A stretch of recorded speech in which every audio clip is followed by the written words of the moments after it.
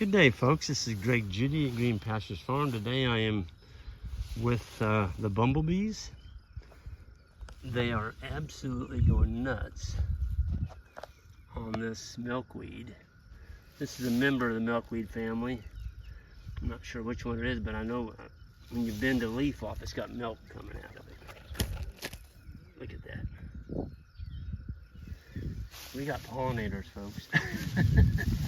Let's do this. You can't find one on it. Oh, that's got two on it. Look at that. Those are full-size bumblebees. Man, that is cool. And nature's so awesome. The cattle didn't bother them. And they stomped on a few of them, but they didn't eat them. And so we were here 2 days ago. And I'm not sure what species of milkweed this is, but the bumblebees seem to think it's the best. They're working those flowers over. It's a big patch here. If you look around, see them. Look at that. Those are all milkweeds in full bloom. And we need pollinators, folks. Everybody thinks, oh, it's just a bee. No. You gotta have these things to produce food for humans and for a healthy ecosystem. My gosh, look at this plant. Holy moly. There's 1, 2, 3, 4, 5. There's 5 bumblebees right there. And there's honeybees. I'll be darned. There's honeybees in there too. We were out here last week and we drove right next to a swarm of bees that were swarming. That was honeybees. They were actually out in the grass. We went back to find, I didn't see them, Joel and Isaac did. We came back over there to look for them and they were gone. And I was hoping we could follow where they went so Jan could have brought one of her swarm boxes over and captured them. And then she'd have had another hive of bees. That is so cool. I mean, these milkweeds are cranking. I don't know what variety this is. Somebody on YouTube will let me know, I'm sure. Have you found anything? Yeah, it's called green antelope horn. It's called green antelope horn. Well, I would have never guessed that one. It is a milkweed. It is a milkweed. And okay. Their Latin name is from the Greek god of medicine, and the history of medicinal use, including common milkweed. So it's got medicinal uses? That's what they said.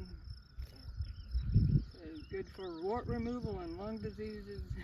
Warts? If you got a wart, Got a wart. you can, I guess you rub the milk on you? Pleurisy and other lung disease. Green is in reference to the color of the flower. It's purple. I don't understand that. Oh, that's maybe not called the flower. Maybe the exterior petals of the flower. I don't think I've ever seen a larger population in one area. They're big, aren't they, Greg? With so many bumblebees on it. I mean, my goodness. Look at that. Every plant's got them on there. That one's got 2. I don't like the sound of a bumblebee because I know they hurt when they sting, but they're not bothering us. No, they never sting unless you're really messing with them. Yeah, you gotta be in their home. Yeah. No. We were talking the other day on honeybees, how I get stung a lot. My dad could grab a whole handful of them if they were swarming and he wouldn't get stung. But he wasn't afraid of bees. He never got stung from bees. He never got poison ivy. He just thought we were all crazy when we worried about that sort of stuff. I got that from him. I don't get poison ivy, but man, I get stung. They can tell that I'm scared of them. Yeah. Especially yellow jackets. Wasp, they'll nail me every time. They'll come looking for me, I think, and just sting me sometimes. Well, I just wanted to stop and show you all. This is pretty cool up on this little clay knob. All this milkweed. and the bulls and the steers didn't hurt it. It's all still here, and so the bees are taking advantage of it. And you know, people say that animals are destroying the earth, the cows destroying the planet. And I'm like, I'm sorry, but if we take the cows off, you don't have this. This is nature, you know, this is natural. You got the grazing herbivores, ruminants, traveling across the landscape, defecating, trampling, and they move on. And it's been happening for thousands of years. And, whoa, you don't see this in a soybean field or a cornfield because they're gonna nuke it. It gets nuked with herbicides. Look at all the different bugs in there. I think some of those are lightning bugs or something. See that little red bear, that little red bug in there? He just went under. There's two of them over here. Oh yeah, that is a lightning bug. There's one there. Oh yeah, There's a honeybee. Honeybee. Yep, Lightning bug. Is that a lightning bug with that real bright color on his back? You know, He's it orange. could be a soldier something. I forget what it was. There was something that looks similar to a lightning bug, and it's called the soldier something. I forget exactly what it's called. Folks, it's all about diversity. And I think the more plants you have on your landscape, if you don't have a monoculture, you're going to start seeing some of this stuff. But again, this particular paddock will not see livestock again for around 50 days. And so it rained when they were here. They got a little bit of pugging. You can see where they got the footprints here. And so they planted another species of grass right there. There's all kinds of grass seed in this seed bank, but the problem is this farm was never grazed with any kind of stock and density. So they were given a big paddock and they were moved maybe every 7 to 14 days. And the way we had them locked on this side here.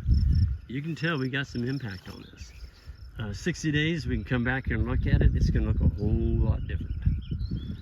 And I'm guessing it's gonna be beautiful. There's gonna be a lot of different plants coming up in here. And that's stock and density is the difference in stocking rate. Stocking rate is how many animals you have on the farm for the whole year. Stock and density is how tight you have them for a certain period of time. People get those two confused. Well, that's pretty cool. I like the bees, as long as they don't sting me. Well, what you got? Well, that's the blossom. Oh, is that the blossom they're eating?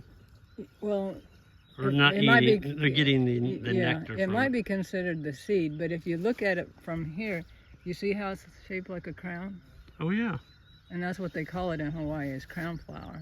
crown flower. And they were about 3 times that big, and we made leis out of them. Because you lived in Hawaii for many years. For 30 years, yeah. Yeah. But isn't it cool looking? Yeah, it How is. it looks like a little crown.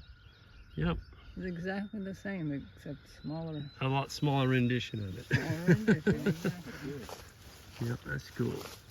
Well, folks, we're gonna go ahead and travel out of here and leave the bumblebees to do what they do. We need pollinators, folks. So stop spraying. If you spray your landscape, you got all these problems you think you have after. You're gonna have more problems because once you kill all the life out there, then you're dead. Everything's dead. And yeah. So folks, I'm gonna get out of here. You all have a good one, and hit that subscribe button on the way out if you're a new subscriber, new viewer. That'd be awesome, and we'll see you next time.